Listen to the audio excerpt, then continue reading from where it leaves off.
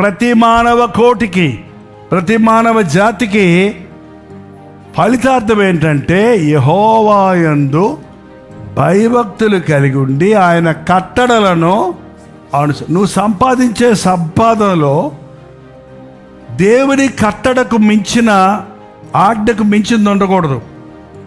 లంచాలు తీసుకోవటం, వడ్డీ వ్యాపారాలు చేయటం, అన్యాయంగా డబ్బు సంపాదించటం, కష్టార్జితాన్ని ఆశీర్దిస్తున్నాడు కానీ చీట్లు కట్టి, బెట్టింగులు కట్టి, చీట్ల పేకాడి, జూదమాడి, వాడిని మోసం చేసి, వీడిని మోసం చేసి, తప్పుడు సంతకాలు పెట్టి, ఫోర్జరీ డాక్యుమెంట్స్ సిద్ధం చేసి ఏం సంపాదించుకుంటారు మనుషులు.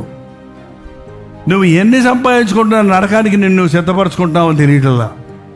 అబద్ధికులందరూ అగ్ని గంధకములతో మండు గుండంలో పాలు పంపులు పొందుతారు. దేవుని వాక్యానికి లోబడు, దేవుని వాక్యానుసారంగా జీవించు, ఆటోమేటిక్గా ఆశీర్వాదం నీ మీదకి వస్తుందండి.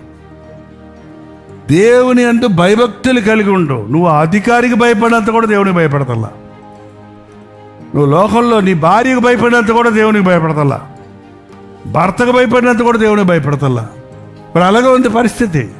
దైవ భయం లేకపోతే నువ్వు ఎంత పేరు ప్రఖ్యాతులు సంపాదించినా, ఎంత ఆస్తులు సంపాదించినా, ఎంతమంది బిడ్డలను కన్నా, ఎన్ని గొప్ప కార్యాలు లోకంలో చేసినా అదంతా వ్యర్థం, వ్యర్థం, వ్యర్థం.